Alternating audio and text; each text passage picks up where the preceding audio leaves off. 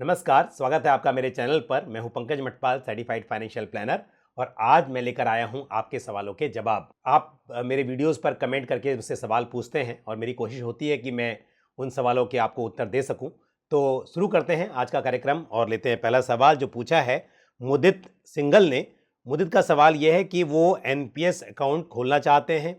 वो जानना चाहते हैं कि मैक्सिमम अमाउंट कितना इन्वेस्ट कर सकते हैं और क्या उन्हें टीयर 1 या टीयर 2 में इन्वेस्ट करना चाहिए। मुझे तो पहली बात तो यह है कि यदि आपको टीयर 2 अकाउंट खोलना है तो पहले टीयर 1 अकाउंट खोलना ही होगा। एनपीएस में यदि आप कंट्रीब्यूट करना चाहते हैं तो सबसे पहले आपको PRAN यानी कि परमानेंट रिटायरमेंट अकाउंट नंबर लेना होता है और टीयर 1 अकाउंट खोलना होता है।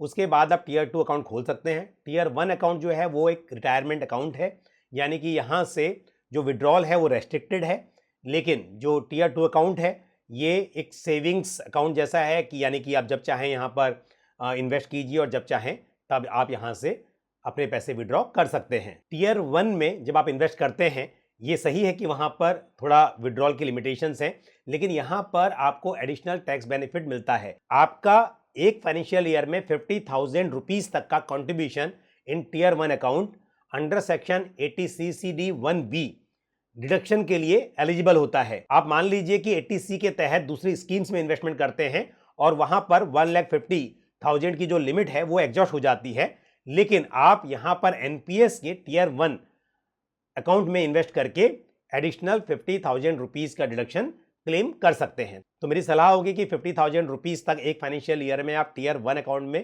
कंट्रीब्यूट करें ताकि उस पर आपको एडिशनल टैक्स बेनिफिट मिल सके, और बाकी यदि आप इन्वेस्ट करना चाहते हैं तो आप टीयर 2 में कर सकते हैं ताकि जब आपको ज़रूरत हो आप वहां से विड्रॉ भी कर पाएं। और जहां तक आपका सेकंड क्वेश्चन है कि what is the best way to open the account, तो आप बेशक ऑनलाइन अकाउंट खोल सकते हैं, और यदि आप फिजिकल में खोलना चाहें तो आप बैंक, पोस्ट ऑफिस या फिर दूसरी ब्रोकिंग फर्म्स जो भी पॉइंट ऑफ प्रेजेंस है एनपीएस के लिए, वहां पर जाकर अपना अकाउंट खोल सकते हैं। और उसके अलावा बैंक और ब्रोकिंग फर्म्स भी आपको एनपीएस का अकाउंट ऑनलाइन ओपन करने की फैसिलिटी देते हैं, तो आप उसका भी फायदा उठा सकते हैं। और आगे बढ़ते हैं, लेते हैं अगला सवाल जो पूछा है विजय सीर सागर ने। विजय जानना चाहते हैं कि उनका बेटा 14 इयर्स का है और डॉटर जो है वो 2 इयर्स ओल्ड है, और वो उनके लिए इन्वेस्ट करना चाहते हैं और स्कीम पर मेरी राय चाहते हैं। जहाँ तक आप बेटे के लिए इन्वेस्टमेंट करना चाह रहे हैं जो ऑलरेडी 14 इयर्स ओल्ड है, तो यहाँ पर आप एक लार्ज कैप फंड में इन्वेस्ट करें, या तो आप निफ्टी 50 इंडेक्स फंड में या फिर ICICI prudential blue chip fund, इस तरह के लार्ज कैप फंड में आप इन्वेस्ट करें। और उसके अलावा आप एक large and mid cap fund जैसे कि ICICI prudential large and mid cap fund या कैनरा रूबिको इमर्जिंग इक्विटीज़ फंड, आप इस तरह के फंड में कर सकते हैं। और डॉटर के लिए जो कि अभी 2 इयर्स ओल्ड है, वहाँ पर आपके पास थोड़ा समय ज़्यादा है फाइनेंशियल गोल्स के लिए, तो यहाँ पर मेरी सलाह होगी कि आप एक large and mid cap fund, जैसे मैंने पहले ही नाम आपको सजेस्ट किया है, उसके अलावा एक mid cap fund, mid cap में आप कोटक इमर्जिंग इक्विटी फंड या PGIM India mid cap fund को कंसिडर कर सकते हैं। साथ ही आप एक स्मॉल कैप फंड भी यहाँ पर इंक्लूड कर लें, एक्सिस स्मॉल कैप फंड या कैनरा रूबिको स्मॉल कैप फंड या Nippon India small cap fund में से कोई भी एक फंड आप चूज कर सकते हैं। और बढ़ते हैं आगे, लेते हैं अगला सवाल जो पूछा है पार्था सिन्हा ने। पार्था का कहना यह है कि उन्होंने ABSL रिटायरमेंट प्लान 30s में इन्वेस्ट किया हुआ है और अब वो जानना चाहते हैं कि क्या उन्हें यहाँ से किसी दूसरी स्कीम में स्विच कर देना चाहिए। उन्होंने स्कीम के नाम भी यहाँ दिए हुए हैं, जैसे कि SBI ब्लू चिप फंड या ICICI प्रूडेंशियल रिटायरमेंट प्लान।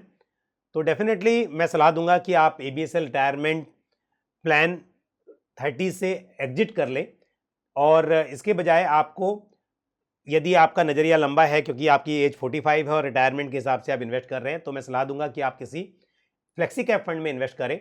और फ्लेक्सी कैप में जैसे कि ICICI prudential flexi cap fund या Nippon India flexi cap fund, इन स्कीम्स को कंसिडर किया जा सकता है। और यदि आप रिटायरमेंट फंड में ही करना चाहते हैं, जैसे कि आपने कहा है ICICI प्रूडेंशियल रिटायरमेंट प्लान, वो भी अच्छी चॉइस है, तो ICICI prudential retirement plan pure equity fund, इसमें आप इन्वेस्टमेंट कर सकते हैं। और अगला सवाल ये पूछा है रमेश जी ने। रमेश का सवाल ये है कि क्या अंडर सेक्शन 80D चाइल्ड के मेडिकल खर्चे क्लेम किए जा सकते हैं? बिल्कुल नहीं किए जा सकते। Under section 80D of income tax act आप जो हेल्थ इंश्योरेंस का प्रीमियम पे करते हैं उसके अगेंस्ट डिडक्शन क्लेम करते हैं।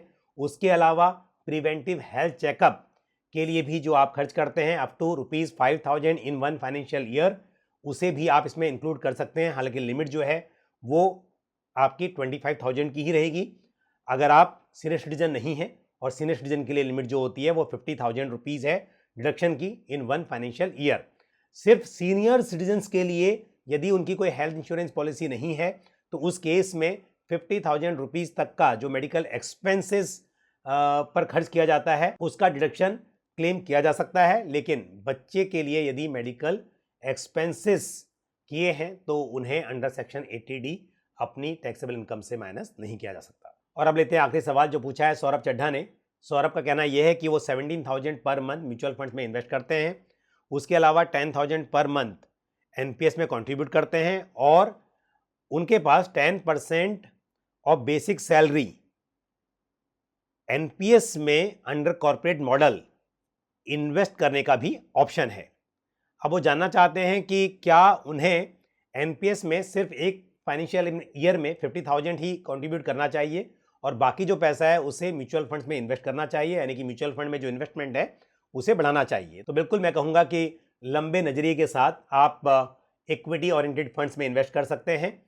और इक्विटी ओरिएंटेड फंड्स में क्योंकि फ्लेक्सिबिलिटी है और यहाँ पर डिफरेंट टाइप्स के फंड्स हैं, आप यहाँ पर फ्लेक्सी कैप फंड और मल्टी कैप फंड्स में इन्वेस्ट कर सकते हैं। जबकि एनपीएस में जो इक्विटी कॉन्ट्रीब्यूशन है वो मैक्सिमम 75% तक ही हो सकता है। जो भी आप पैसा इन्वेस्ट करते हैं उसका अप टू 75% आप इक्विटी में एलोकेट कर सकते हैं, बाकी गवर्नमेंट सिक्योरिटीज़, कॉर्पोरेट बॉन्ड्स और ऑल्टरनेटिव इन्वेस्टमेंट्स में कंट्रीब्यूट किया जा सकता है। तो लंबे नज़रिए के साथ इक्विटी ओरिएंटेड म्यूचुअल फंड्स में इन्वेस्ट करना शायद सही रहेगा। तो आज के लिए इतना ही। मुझे उम्मीद है जानकारी को पसंद आई होगी।